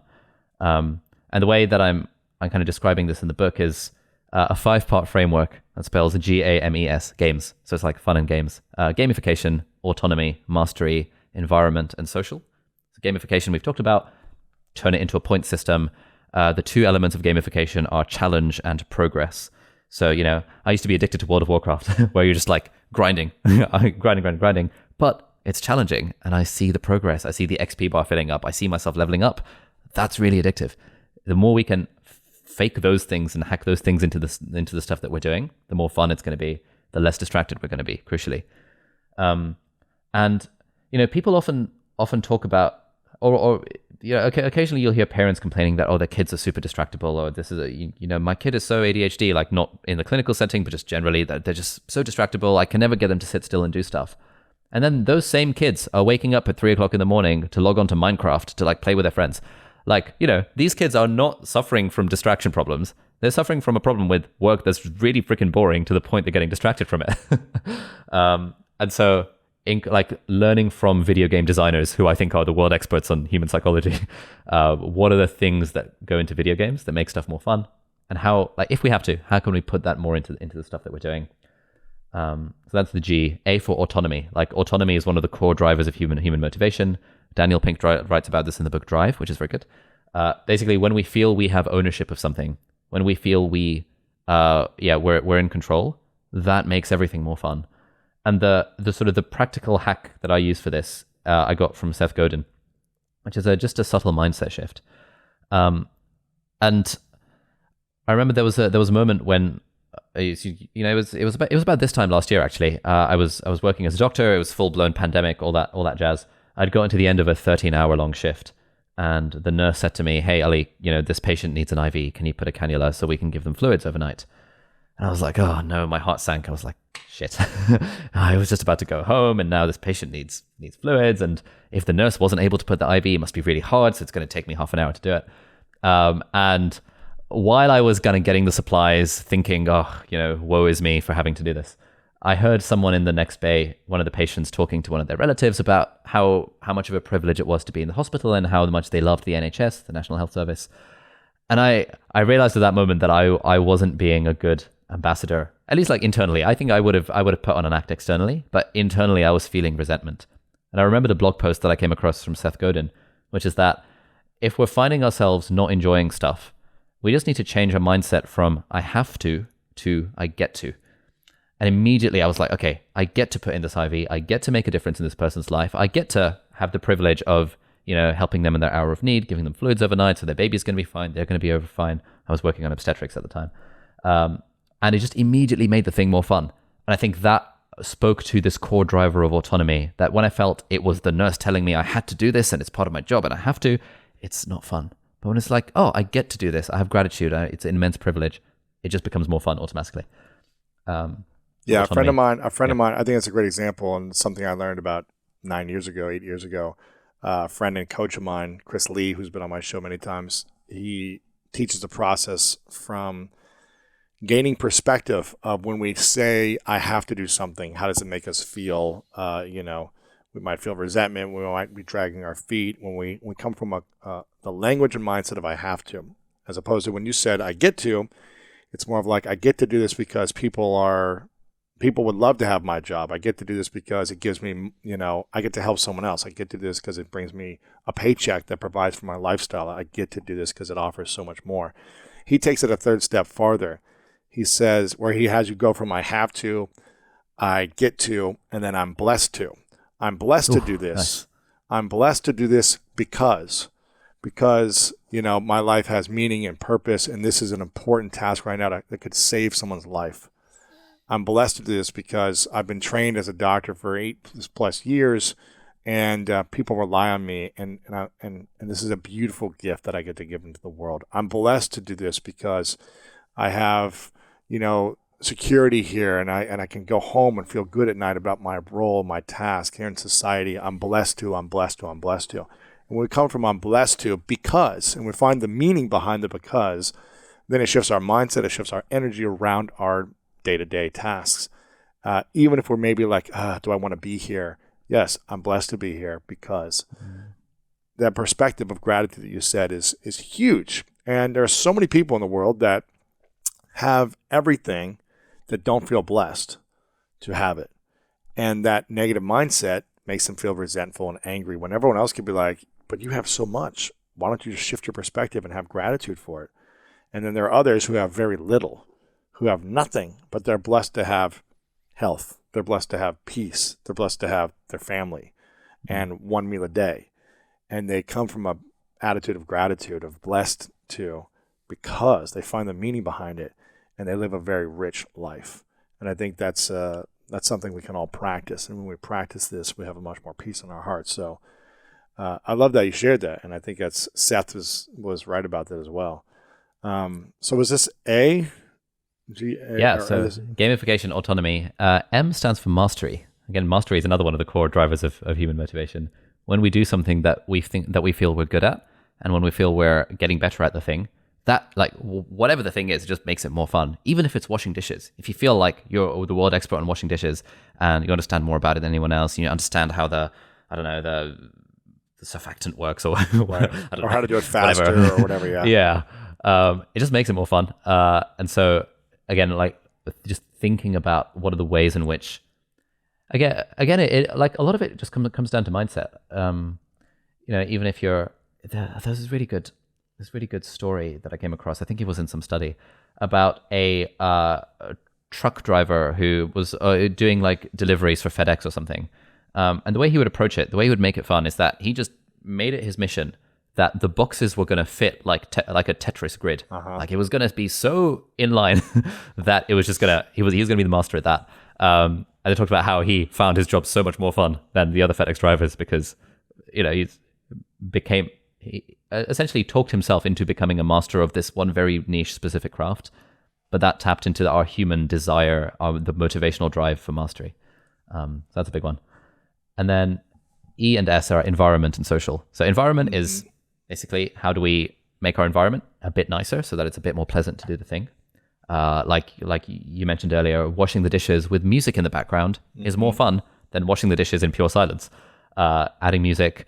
There's some evidence that having greenery on your desk improves creativity and focus, which is why I always have a fake IKEA potted plant.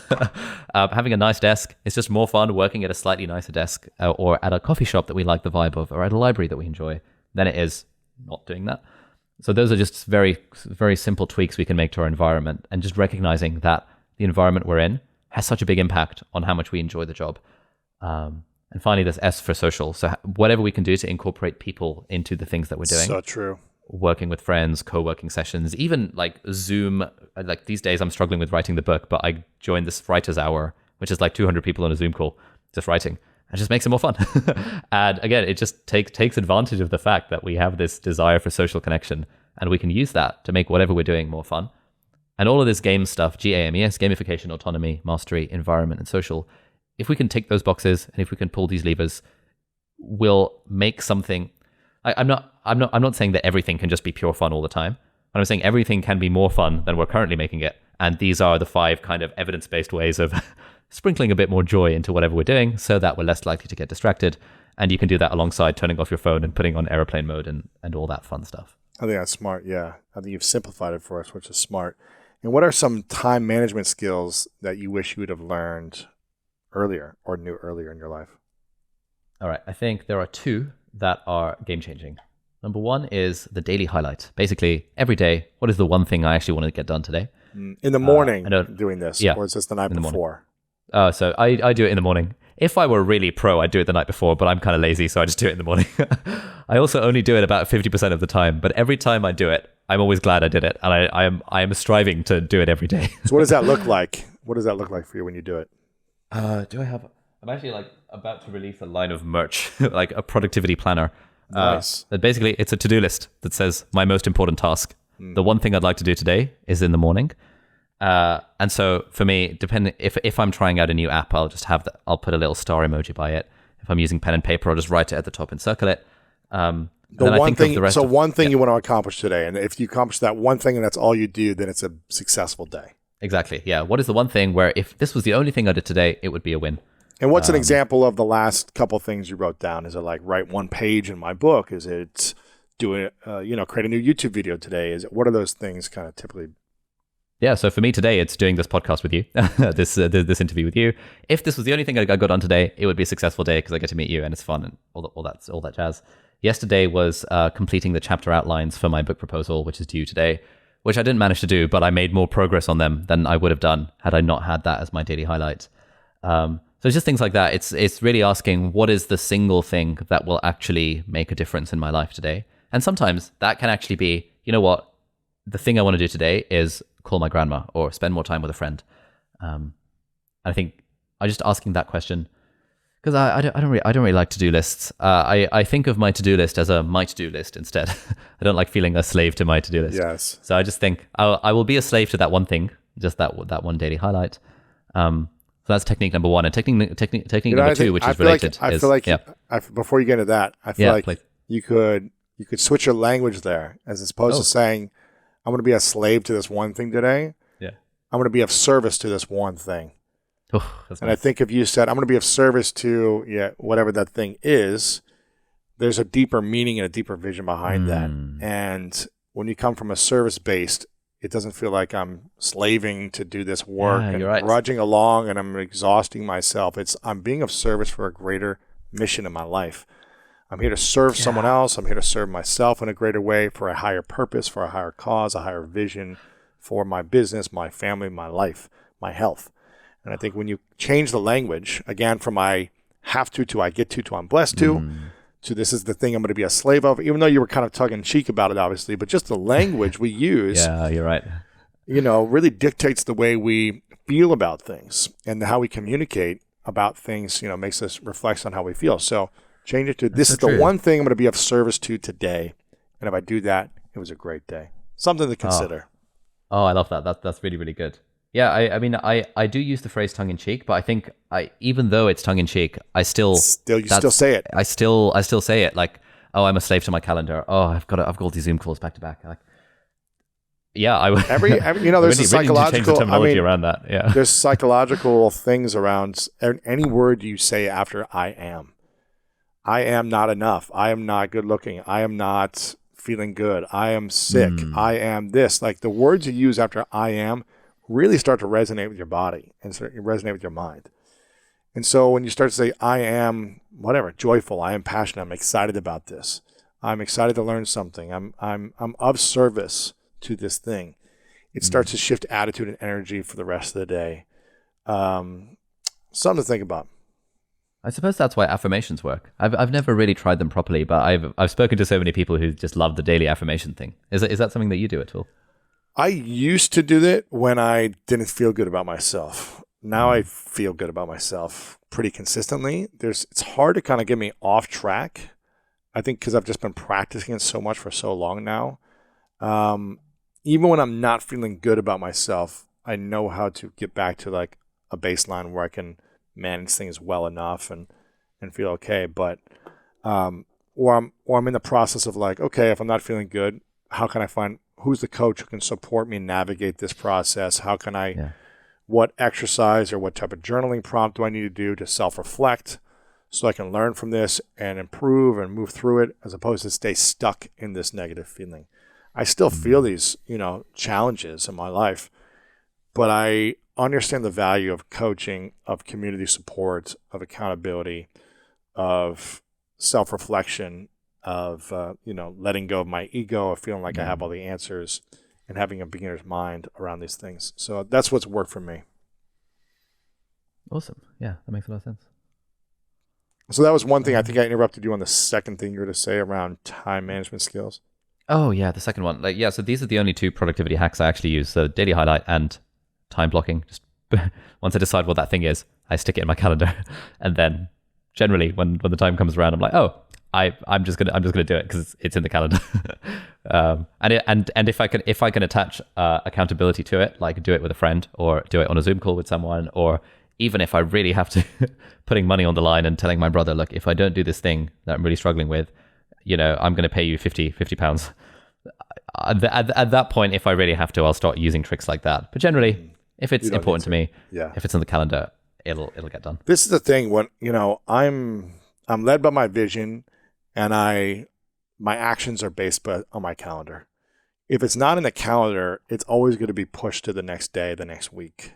If you're like, I know I need to do this thing and I'm going to get around to it. You're not going to get around to it unless scheduling cleaning your place or organizing your closet. Don't just say I'm going to get around to it when I have free time. Schedule the free time you have now to make it something you want to do so it's complete. And I think that has helped me by having a schedule. And, obviously some days maybe I don't do anything on this calendar because I'm like, whatever, I'm having an off day and that's fine too. But 80-90% of my calendar that's scheduled happens.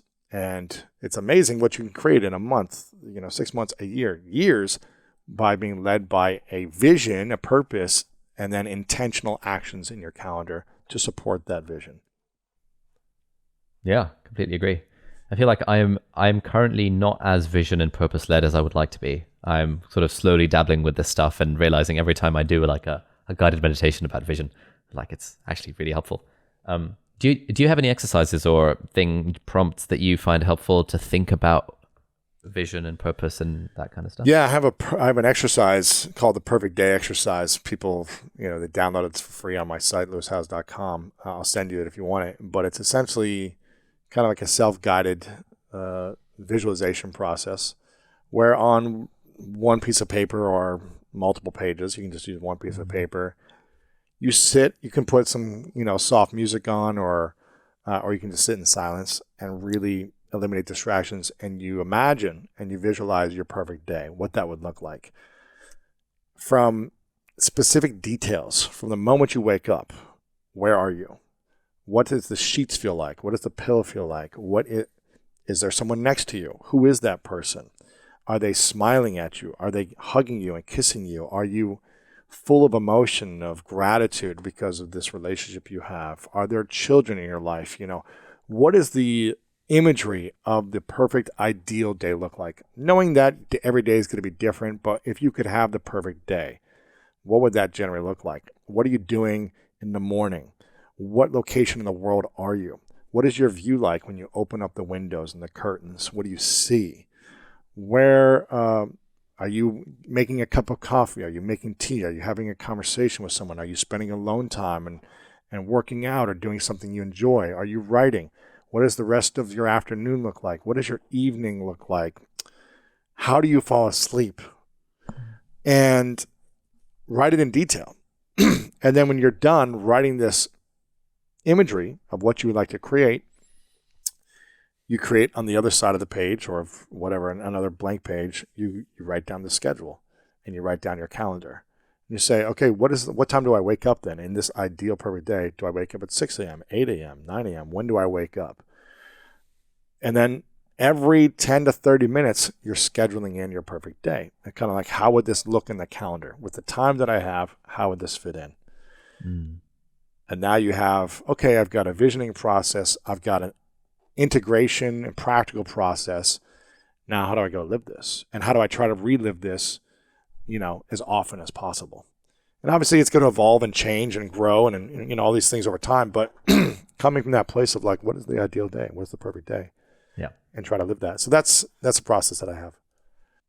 Love it. That's really good. I'm gonna try that. I will download it from your website. Yes. Yeah, that'll be good. I'm curious. I got a couple final questions for you.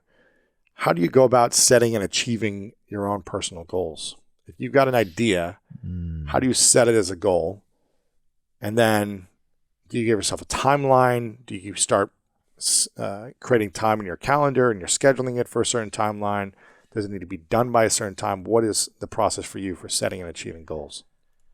Yeah, I wish I had a better system for this. I think right now the only thing I focus on is, okay, I've got this as a goal. Let me now forget about this as a goal and focus on how can I make it as easy to start and fun to do as possible.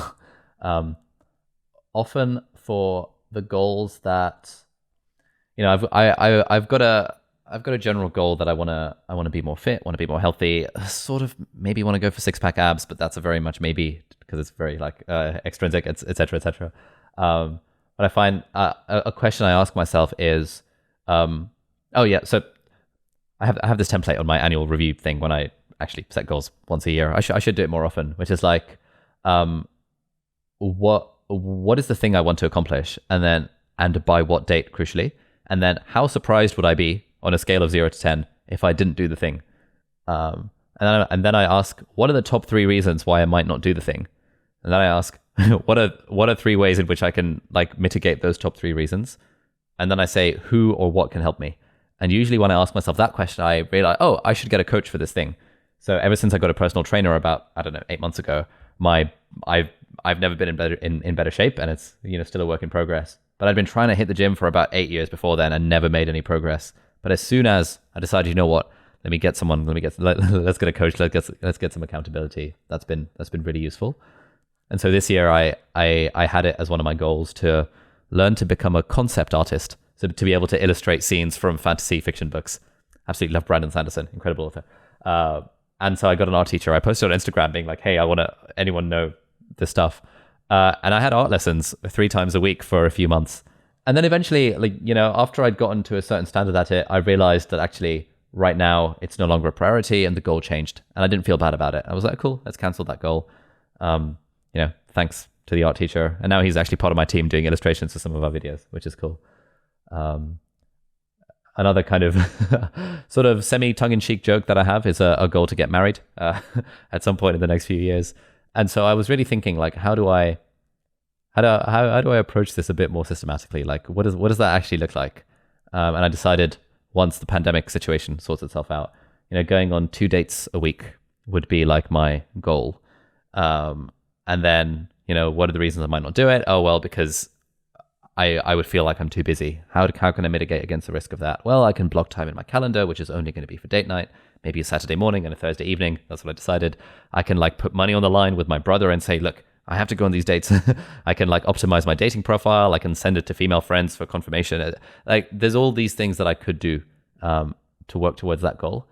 And when I started thinking in those ways, it genuinely helped me make progress on this stuff, because I think especially with the whole relationship stuff, it's a bit unfashionable to view relationships as being any kind of quantitative goal-directed thing.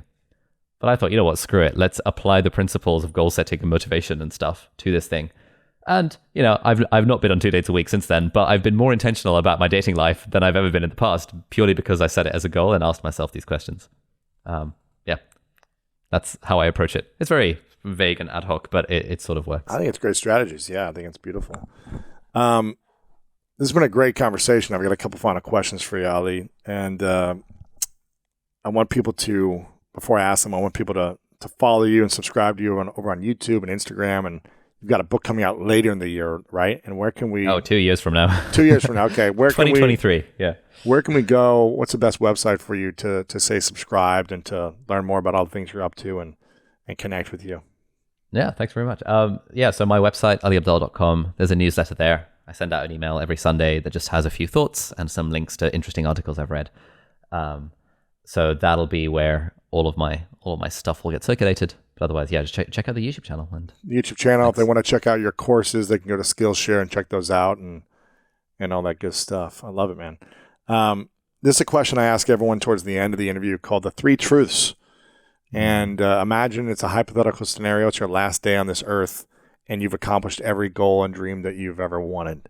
But for whatever reason, you've got to take all of your content with you to the next place, or it leaves this place. And so no one has access to any of your content, your videos, this interview, your books, your work. None of it. They don't have access to it anymore. But you get to write down on a piece of paper 3 things you know to be true, or 3 lessons from your life that you'd want to leave behind. What would you say would be those 3 truths for you? Oh, that's good. Okay. Truth number 1 would be a journey before destination. Mm-hmm. Truth number 2 would be when you're having fun, productivity takes care of itself. And truth number 3 would be something like always ask why. Mm. And I hesitated on that one a bit, going back to this conversation about the medicine stuff. Well, why am I a doctor? Yeah, I need to get better at taking my own advice. I hear you, man. Yeah, those are good. I'm going to check in on you in a week, and I'm going to check in on you in a month and see if you made a decision. Either way, I want you to make a decision. You know what? I'm going to be a doctor for the next year at least, and I'm going to go all in at this 10 to 12 hour part-time thing a month, making $200 for the next year, and commit to it. Or, okay, I'm going to commit to transitioning out, and what does that look like? So I'm going to check in on you and fantastic, and make sure that you're holding yourself accountable as well to either yes to it or you're moving out of it. I want to acknowledge you Ali for showing up the way you do. I think it takes a lot of courage to take on a career of 8 years of being in the medical world and be a doctor while also building up side passions and side incomes and creating all these projects on the side to do things that you're also interested in, not limiting yourself just to one thing of okay, I've got to be this medical doctor and this is the way, the process and the way, but let me explore this thing and let me help people this way and let me try this thing and let me try this thing. sounds like you did many things for many years that didn't work out, but they gave you the skills, the strategies, the experience to make these things work out for you. So I want to acknowledge you for showing up for yourself, doing things that you've been inspired by, coming from a place of creativity, of thoughtfulness, of analysis, and then executing to help others. It's been inspiring to watch your journey, and I'm grateful to have you on this show, and hopefully we can have you back on in the future sometime when you're in LA someday, when you're not in your full-time, part-time job, and you can travel more. Amazing. Yeah, thank you so much for having me. This has been an absolute pleasure. And yeah, thank you so much for the therapy/coaching session that we had. I think that's genuinely thrown me for one, and I'm going to be thinking about that over the next few days. And yeah, I will get back to you with a decision one way or another. Yeah, because you're right. Being in limbo and not really deciding, I'm not really putting my heart into anything I'm doing because I'm in this limbo mode. Yeah, and I don't want you to think for 5 to 15 minutes every day, should I do this? Either commit to doing it for the way it is right now, and then you can reassess it later in a year or something, or commit to not doing it. And either way, but give yourself that freedom of thought. And I think that'll support you in either direction, whatever you want to do. My final question for you, Ali, is what is your definition of greatness? I think my definition of greatness is living a life where we're impacting people in our own way, working with others, and enjoying the journey along the way. I think, if I can do that, I think that'll be pretty great. My man, Ali, thank you so much for being here. Thanks for having me on. It's been a real pleasure. It's like goals for the things I wanted to do in sports, the goals for the grades I wanted to do in class, the goals for how much money I wanted to make in my business. And sometimes I would achieve those, but then sometimes I wouldn't. And so I had this question clearly I'm setting goals for both, so that can't be the thing that determines it. And you see this a lot, that the winners and losers in